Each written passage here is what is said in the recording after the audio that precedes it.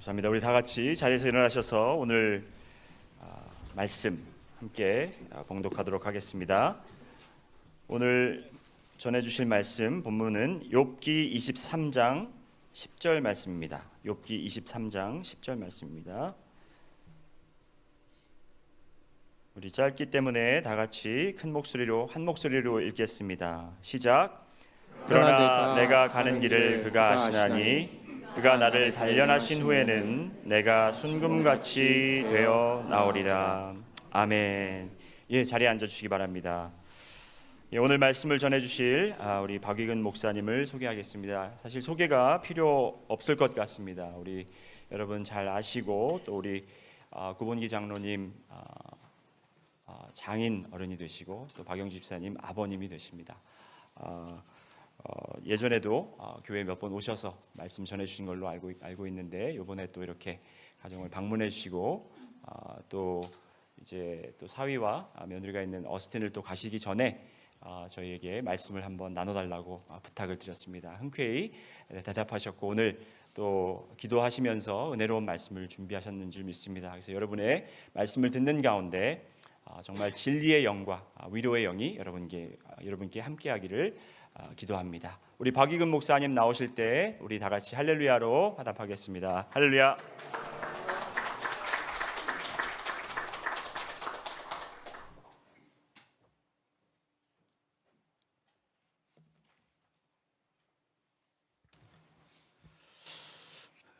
먼저 양해를 좀 구하겠습니다. 제가 시력이 조금 요 근래와 좋지 못해서 원고를 들고 말씀을 전할 순간이 혹 있을는지 모르겠습니다. 오늘은 잘 아시는 것처럼 종교개혁 기념주일입니다. 1517년 10월 31일 루터가 독일에 있는 비텐베르그 성당 게시판에 95개 조항에 항의문을 내걸고 이게 아니다. 지금 이 가톨릭 교회의 이 모습이 아니다. 하나님 뜻이 아니다. 그렇게 시작한 종교개혁입니다. 종교개혁을 여러 각도에서 말할 수 있지만 쉽게 한마디로 요약한다면 성경으로 돌아가자 하는 것입니다. 다 우리가 이미 많이 듣고 많이 알고 그런 말씀 아닙니까? 성경으로 돌아가자. 그런데요, 말은 그렇게 하기 쉽지만 우리가 성경으로 돌아간다는 게 뭡니까? 말씀하신 대로 믿고 아멘 하고요. 더 중요한 것은 삶으로 아멘 하는 것입니다. 말씀을 가만히 읽어보면 하나님이 나에게 뭘 요구하시는가를 분명히 알 수 있어요. 그 하나님의 요청, 하나님의 말씀에 우리가 아멘 할 때, 삶으로 또 아멘 할 때 비로소 우리가 하나님을 경외하는 것이 될 수 있습니다.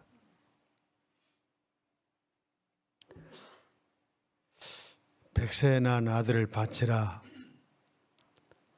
아브라함에게 하나님 말씀했을 때 그가 어떤 반응을 보였는가를 성경이 잘 말합니다. 아침에 일찍 일어났습니다. 나무를 쪼개서 사흘 길을 갔습니다. 마음이 흔들리지 않았어요. 모리아산, 오늘의 성전이 있는 그 산입니다. 산 밑에서는 종들을 너희는 여기와 나귀와 함께 있어라. 내가 저기 가서 아들과 함께 하나님께 번제 드리고 오겠다 하고 이 번제에 방해될 만한 것들을 다 미리 제거합니다. 나무를 다 벌려놓고 아들을 결박했어요. 칼을 들어 아들을 죽이려고 했습니다. 레위기에 보면 번제가 어떻게 드려지는 제사인지 알 수 있어요. 각을 떼야 돼요. 아비인 그가 100세에 낳은 아들의 각을 떼야 하는 겁니다. 이걸 순종했던 것입니다. 하나님이 그제야 말씀하십니다. 네가 비로소 나를 경외하는 줄 내가 이제 알겠다. 네 아들에게 손대지 말라. 하나님이 미리 예비하신 양을 하나님께 번제로 드렸어요. 그때 그가 고백합니다. 여호와 이레. 하나님이 준비하셨다. 경외 이겁니다. 경외. 내가 좋아하는 것도 순종해야 되고요. 내가 좋아하지 않는 말씀도 순종하는 것이 경외예요. 쉬운 일이 아닙니다. 아들 파치라는 일 것도 순종했는데요. 이게 경외예요. 우리가 종교개혁 그냥 저 멀리 있는 얘기처럼 해서 안 됩니다. 정말 오늘 이 시기에 말씀대로 돌아가야 돼요. 성경으로 돌아가야 돼요. 성경대로 살아야 돼요. 이제 오늘 말씀드리겠습니다. 제가 오늘 종교개혁 기념주일에 관한 말씀을 준비하지 못해서 죄송합니다. 고난을 반기는 사람은 아무도 없어요. 그런데 고난은 누구도 피해가지 않습니다. 모든 사람이 고난 없는 삶을 소원하지만 누구든지 작고 큰 고난 속에서 어려움을 당합니다. 그런데도 우리 신자들 가운데 많은 분들이 하나님 잘 믿으면, 신앙생활 잘하면 어떤 어려움도 어떤 고난도 없을 것이다. 이렇게 생각들을 해요. 옳은 생각일까요? 신앙생활 잘하면 정말로 어떤 어려움도 없는가요? 제 어머니 말씀을 조금 드리겠어요. 제 어머니가 금년 100세이십니다. 근데 8년 전에 치매가 와서 한국의 포항에 있는 요양병원에 입원해 계십니다. 해수로 벌써 8년이나 됐습니다. 제 어머니도 다른 어머니들처럼 꼭 같은 기도를 드렸습니다. 자는 잠결에 하나님의 부름을 받아 천국 가기를 원하셨고요. 제발 맞이인 저보고 나 나이 많아지거든 시설에 넣지 마라. 나 화장시키지 마라. 예, 어머니 그렇게 하죠. 약속을 했습니다. 근데 치매가 왔어요. 제 어머니가 시골에서 혼자 계시다가 그렇게 됐어요. 책임이 제게 많이 있어요. 통감을 해요.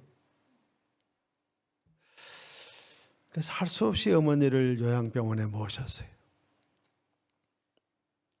제 모교회 여러 권사님들, 많은 연세 높으신 할머니들이 수군된다는 얘기를 들었습니다. 아이고, 권사님이 날마다 기도 많이 하신다 그렇게 하시더니 믿음 정말 좋은 줄 알았더니 왜 저런가? 왜 요양병원에 가시는가? 믿음 좋으면 안 가야 될 텐데, 치매도 비켜가야 될 텐데 이런 얘기를 한다는 거죠. 저야 고향에 없으니까 직접 듣진 못했지만 제 동생 장로를 통해 들었습니다. 기분 좋은 얘기 아니지요. 그러나 여러분, 고난이 누구는 피해가고 누구는 찾아옵니까? 그렇지 않아요. 제 자신의 얘기를 해 죄송합니다. 금년 5월 20일 날 결혼해서 54년 함께 살던 제 아내가 하나님 부름받아 갔습니다. 제가 총회를 함께 섬겼던 임원들이 모처럼 모인다고 해서 나가서 모임에 참여했습니다. 아침에 나갈 때 엘리베이터 앞에서는 제게 문을 다시 열고 아내가 말했습니다. 넘어지지 말고 잘 다녀오세요. 제가 자꾸 삐뚤삐뚤하니까 저를 염려해서 그렇게 말했어요.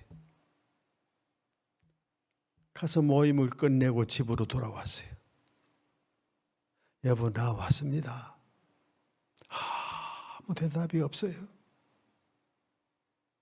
안방에 가보니 벌써 제 아내는 이 세상 사람이 아니었어요. 저 하나님 앞에 목회할 때 하나님은 절대로 원망 들으실 일 하시는 분이 아니니 우리 하나님께 원망해서는 안 된다는 얘기를 날마다 했어요. 날마다 강조했어요. 근데 제가요, 하나님께 막 대들었습니다. 오랫동안 대들었습니다. 한 2달 이상 그랬습니다. 하나님, 너무 하시지 않습니까, 하나님? 제가 20대 중반에 저 원치도 아니한 목회길로 저를 부르셨고요. 50년 넘게 교회를 섬겨왔고, 지금도 목사로 살고 있는데, 잘하지는 못했지만 그래도 순종은 해왔는데, 둘이 살다가 저 있을 때 불러가시면 안 됩니까? 꼭 이래야 하십니까? 하나님 너무하지 않습니까? 제 입장으로 한번 와보십시오. 제가 얼마나 절망스러운지, 얼마나 고통스러운지, 얼마나 슬픈지 하나님 제 입장에 좀 와보십시오. 너무하셨습니다, 하나님. 한 2달 그랬습니다. 한면으로는 원망하지 말아야지 하면서도 아내가 생각날 때면 이 말이 제 입에서 나왔어요. 그래 하다가 하나님께서 제 몸의 건강으로 너 그러면 못 쓴다. 너 슬픈 건 이해하지만 너 그러는 거 아니야. 네가 목사 아니냐? 너 왜 그러냐? 그래서 정신은 차렸습니다만은 슬픈 거는 감출 길이 없어요. 오늘 새벽에도 그랬어요. 하나님, 슬픈 거야 제가 어떻게 감춥니까, 하나님? 그건 마십시오. 제가 인간 아닙니까? 인간에게 슬픕니다. 그건 하나님이 저를 나무라지 마십시오. 저 이제 따지지 않고 대들지 않겠습니다. 그랬어요. 제겐 이런 고난이 있었습니다. 아직도 이 고난이 제게 물러가지 않았습니다. 고난의 문제는 어떤 사람만의 문제가 아닙니다. 모든 사람의 문제이고 우리들의 문제이고 내 문제입니다.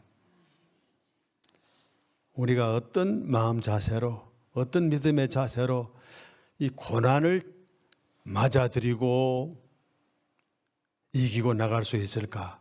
이게 우리의 삶에 있어서 가장 큰 숙제요 과제입니다. 제가 욥기를 읽으면서 난 참 아직 많이 멀었구나. 난 정말 너무나 못난 목사이구나. 욥은 이랬는데 난 왜 아직도 이루고 있는가? 이런 생각을 많이 해보았습니다. 욥이 당한 고난은 너무도 가혹한 것이었습니다. 그의 친구들이 와서 네가 죄가 있기에 이 모양이 됐지. 내 자식들이 죄가 있었기 때문에 그렇게 된 거지. 무슨 말이 그렇게 많아. 말하지 마. 네 죄 때문에 네가 이렇게 된 거야. 그렇게 그를 윽박질렀습니다. 욥은 친구들에게 말했어요. 아니야. 그거 아니야. 내가 이렇게 된 거는 너희들 보기에 정말 너무도 한심해 보일는지 몰라도 나 죄 때문에 이런 거 아니야. 그게 욥기서입니다. 돌아가면서 욥을 윽박지르고 네 죄 때문에 그러니 회개하라고, 말하지 말라고, 너 왜 그렇게 말이 많으냐고 그랬습니다. 욥은요, 자식들, 그 많은 자식들을, 아들 7, 딸 3, 10남매를 한꺼번에 한시에 잃었어요. 그 만든 재산도 일시에 잃었어요. 거기에다가 자기 머리 끝부터 저 발끝까지 온 전신이 나 환자처럼 되어버리고 말았어요.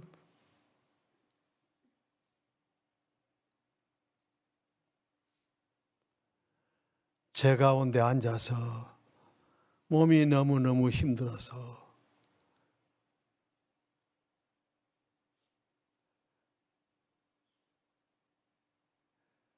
돌조각 같은 것, 그런 거 가져다가 몸을 긁고 있었어요. 몸에 구더기가 싫었어요. 그런데 욥이 한 번도 이것 가지고 원망하지 않았어요. 어떻게 이럴 수 있을까 하는 생각을 해보기도 했습니다. 그의 이런 모습을 보던 아내가 와서 하나님 원망하고 죽으라고 이런 악담을 했어요. 욥이 마음이 어떻게 됐겠어요? 오늘의 말씀은 그를 찾아왔던, 위로하기 위해서 찾아온다고 했던 그 세 친구들이 돌아가면서 비난하고 윽박지를 때 그가 했던 고백입니다. 욥기서 전체에 가장 중요한 요절 같은 말씀입니다. 우리는 이 말씀 속에서 욥이 고난을 어떻게 받아들였는가, 어떻게 이 고난을 이길 수 있었는가를 알 수 있어요. 우리가 욥의 입장으로 돌아가 보면 고난은 이런 거구나, 고난의 의미는 이런 거구나, 고난을 이기려면 이렇게 해야 되는 거구나 하는 것을 알 수 있는 말씀입니다. 그러나 내가 가는 길을 그가 아시나니 그가 나를 단련하신 후에는 내가 순금같이 되어 나오리라. 한 절 말씀이지만요, 이 말씀 속에는 욥의 전체 생애가 그 속에 압축되어 있는 거예요. 욥의 믿음이 그 속에 들어있는 거예요. 그래서 이 시간 나도 이런 믿음 가지고 이런 고백을 할 수 있었으면 참 좋겠다, 이런 소원을 가지고 이 말씀 함께 생각했으면 좋겠어요. 여러분에게 드리는 말씀인 동시에 우선 제게 주어진 말씀으로 저는 그렇게 받고 함께 이 말씀을 생각해 보려고 합니다. 첫째로 욥은 자신의 미래를 하나님께 온전히 맡긴 사람이었습니다. 내가 가는 길을 그가 아시나니 라고 고백을 했습니다. 이 말씀은 단순히 우리의 미래를 하나님이 아신다 그런 얘기가 아닙니다. 그는 자신의 미래를 하나님께 온전히 맡겼다는 그런 고백인 것입니다. 하나님은 모든 것을 아십니다. 모든 것을 계획하십니다. 계획하신 일을 반드시 이루십니다. 우리 안에 이 믿음이 확실할 때, 이 믿음이 분명할 때 우리는 우리의 미래를 비로소 하나님께 맡길 수 있습니다. 우리의 이런 태도가 하나님을 참 믿는 태도이고 하나님을 경외하는 태도인 것입니다. 여러분, 주님을, 십자가 앞에 놓고 기도하신 주님을 아시죠? 겟세마네 주님 앞에 주님 십자가를 놓으시고 기도하신 주님을 여러분들 아시죠? 아버지요, 할 수 있으면 이 잔을 제가 마시지 않았으면 좋겠는데 그리 하실 수는 없겠습니까? 그렇지만 내 원대로 마시고요, 아버지의 원대로 되기를 정말로 원합니다. 그게 그날 겟세마네의 기도의 핵심입니다. 내 원대로 말고 아버지 원대로 되기를 원합니다. 그랬습니다. 이미 말씀드린 것처럼 이것이 하나님을 경외하는 모습인 것입니다. 여러분, 하나님은 때로는 우리가 절대로 원치 아니하는 것, 이런 일은 절대로 내 생애 속에 일어나지 말았으면 좋겠다고 평소에 생각하고 기도해오고 바랬던 것들이 뜻하지 않게 내게 쏟아져 와요. 그러면 그때 저처럼 말이죠, 하나님, 이럴 수 있습니까? 넘어가시지 않습니까, 하나님? 대들면 안 되겠죠. 저 대들었으니까요. 얼마나 못난 목사입니까? 평생을 두고 목회를 해왔다고 하면서 나이 80이 넘어가지고도 그랬습니다, 여러분. 그래서 제가 다시 한번 제 자신이 하나님을 경외하는 사람으로 돌아가야 되겠다 하는 마음을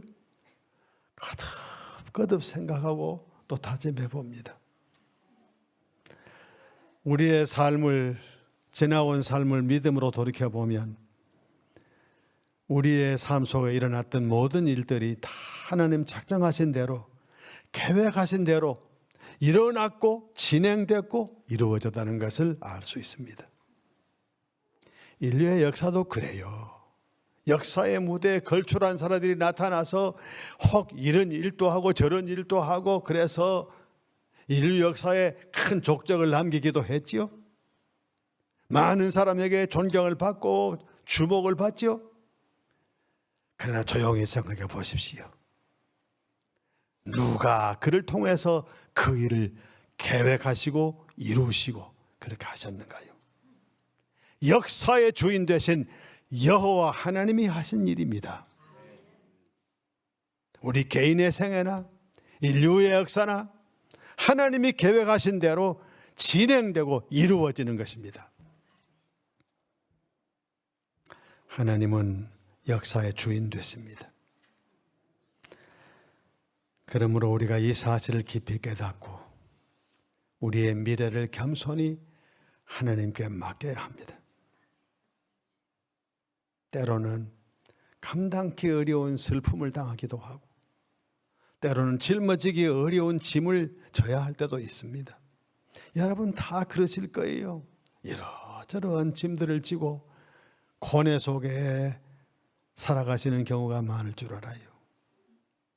그러나 그럴지라도 여호와께서 나의 가는 길을 아신다 고백을 했던 욥처럼 하나님께 나의 미래를, 내 생명을, 나의 건강을, 내 가정을, 내 교회를 맡길 수 있어야 합니다. 그것이 진정 하나님을 믿는 태도요, 하나님을 경외하는 모습인 것입니다.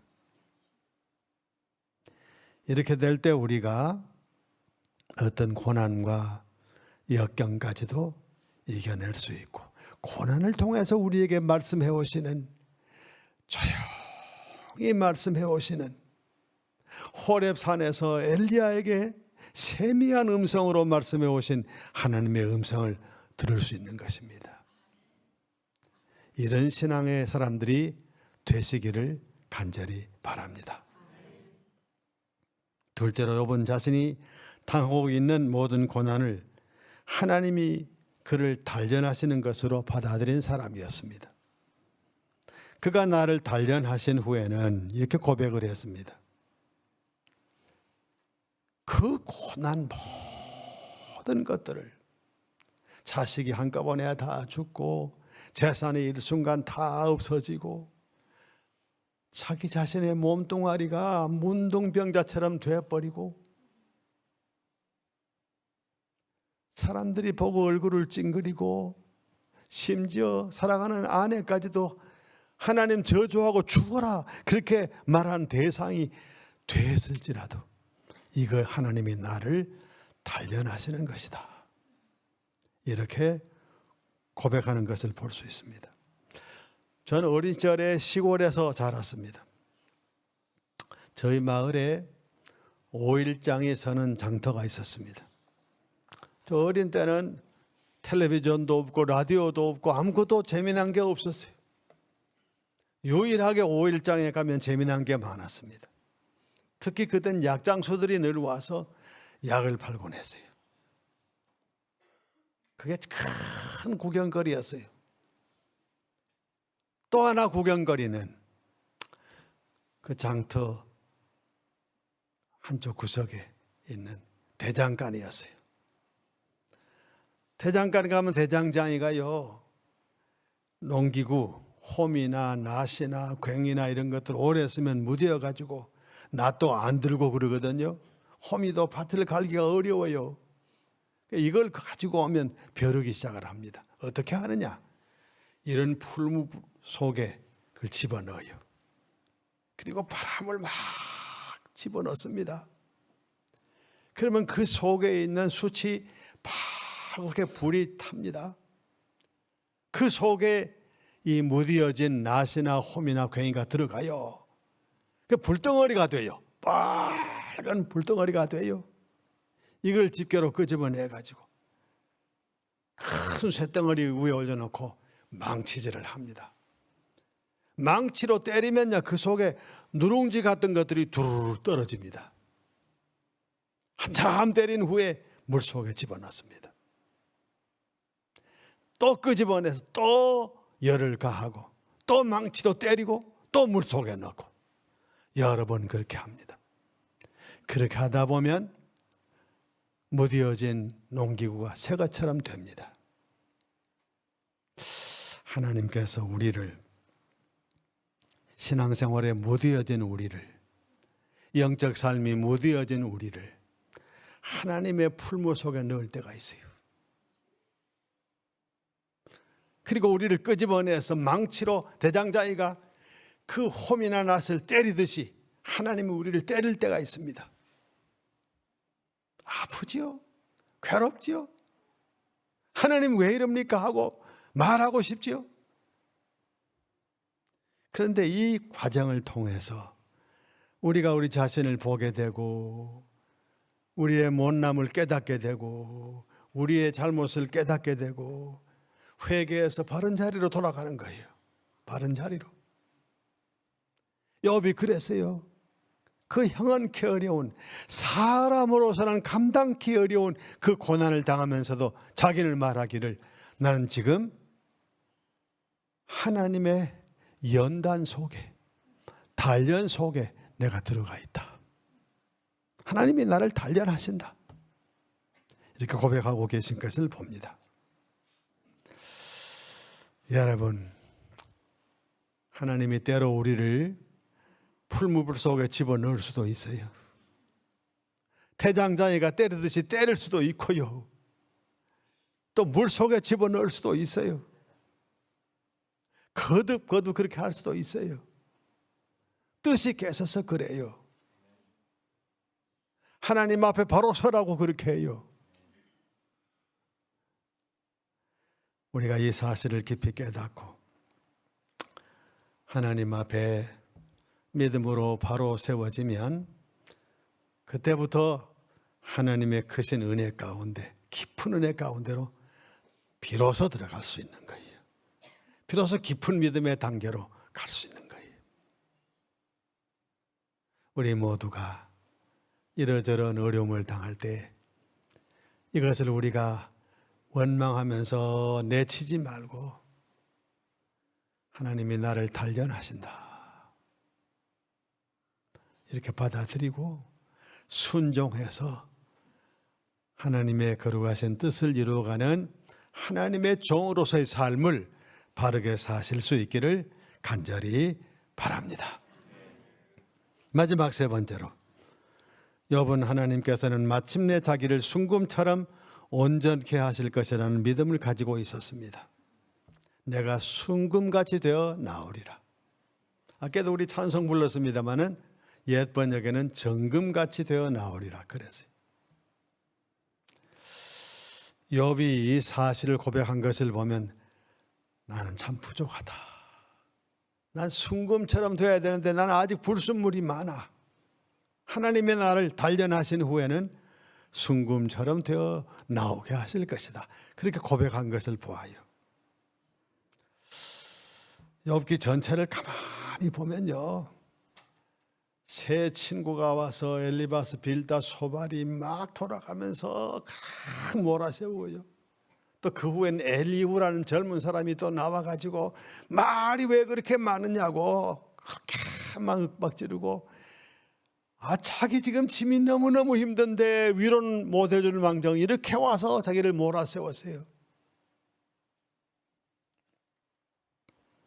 그런데 그가 한 고백은 뭡니까? 나 이 과정을 통해서 순금처럼 되어 나오도록 하나님이 하실 것이다. 이런 믿음을 가지고 있었습니다. 욥기 42장 5절 6절 말씀 보면 이렇게 말해요. 쉽게 설명을 하면요, 저 지금까지 하나님 제가 귀로 듣기만 했어요. 하나님에 대해서. 욥기 42장 5절 6절입니다. 귀로 듣기만 했는데 제가 이 과정을 통해서 하나님을 제 눈으로 배웠습니다. 그랬어요. 욥의 신앙이 그처럼 성장한 것을 보게 됩니다.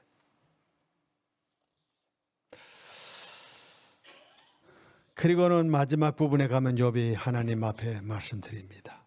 하나님, 제가요 허물이 참 많은데도요 제 친구들이 와 저를 자꾸 몰아세우니까요 제가 저 자신도 모르겠구만 죄 없다고 막 그랬습니다. 근데 이제 와 거룩하신 하나님 앞에 서보니요 제가 죄인이네요. 제가 죄인이네요. 하나님, 제가 회개합니다. 하나님, 제가 회개합니다. 그런 고백을 하고 있어요.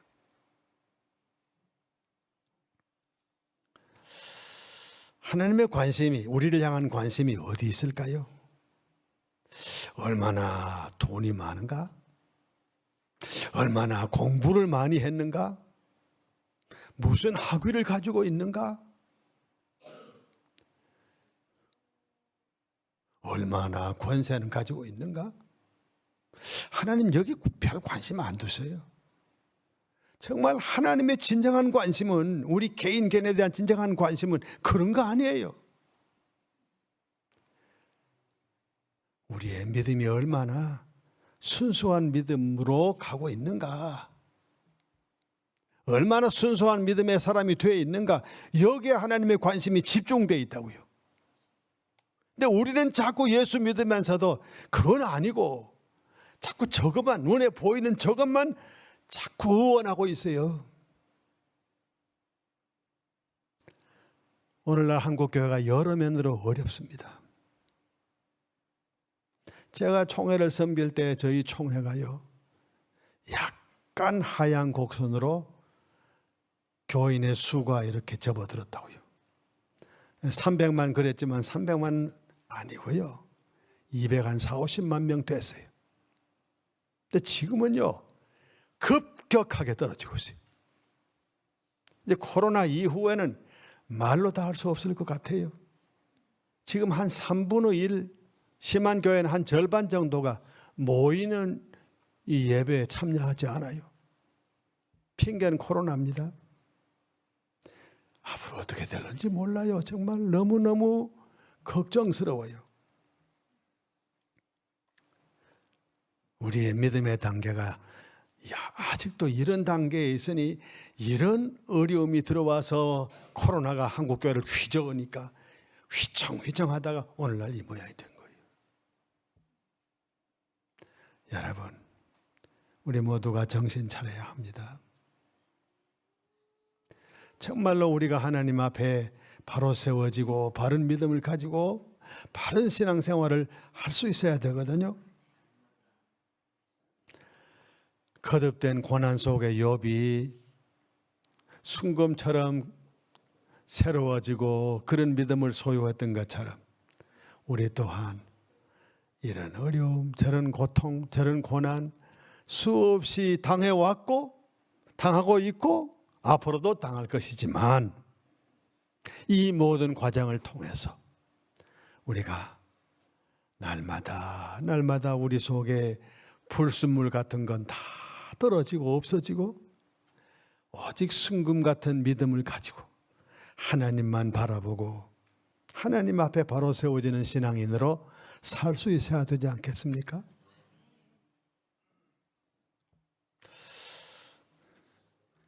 제 자신의 말씀드려 죄송합니다. 제 아내가 가고 나니까요 하나도 의미 있는 게 없습니다. 둘이 살다가 하나 없어지니 절반은 남아있지만 절반이 남은 게 아니에요. 제 삶이 완전히 뒤죽박죽이 돼버렸어요. 하나도 의미 있는 게 없습니다. 제 오늘 아침에도 기도하면서 마라나타 마라나타 아멘 주 예수여 오시옵소서 아멘 주 예수여 오시옵소서 간절한 소원은 이것입니다. 여러분 이 세상의 것들이 이것도 의미 있어 보이고 저것도 귀해 보이고 다 그렇지만 궁극적으로 마지막 하나님 앞에 서야 할 순간이 오면 이 모든 것들은 다 아무것도 아니에요. 아무것도 아니에요. 진정으로 소중한 것은 순금 같은 믿음이에요. 이 믿음을 우리 모두가 다 소유하고 하나님 앞에 바로 서서 살아가는 복스러운 삶을 우리의 미래에 사실 수 있기를 간절히 바랍니다. 욥의 고백을 다시 들어보시기 바랍니다. 그러나 내가 가는 길을 그가 아시나니 그가 나를 단련하신 후에는 내가 순금같이 되어 나오리라. 욥의 이 고백이 오늘을 사는 여러분의 고백이 될 수 있기를 바랍니다. 그래서 우리 모두가 어떤 고난과 시련 속에서도 낙심하지 말고 순금 같은 믿음의 사람으로 날마다 살아가는 복스러운 성도들이 다 되실 수 있기를 간절히 바랍니다. 기도드리겠습니다. 아버지여 감사합니다.